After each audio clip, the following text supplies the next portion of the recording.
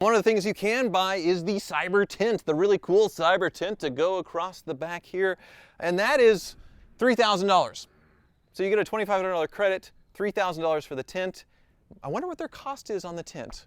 Could it be $500? Would that be the cost on the tint? Or maybe $300 so they still make a little bit of money? This is me just guessing, I don't know, but you kind of see where I'm going here, where all this sort of feels like, it just feels scummy. It feels like used car slimy dealer stuff when this is a new car dealer and I'm paying for the privilege of being their beta tester, not getting the tech of full self-driving, wheel covers, a light bar, any of the gimmicks, and paying extra for the privilege. And of course, don't forget the little rivet on my accelerator pedal because the pedals would come loose and their fix is a rivet.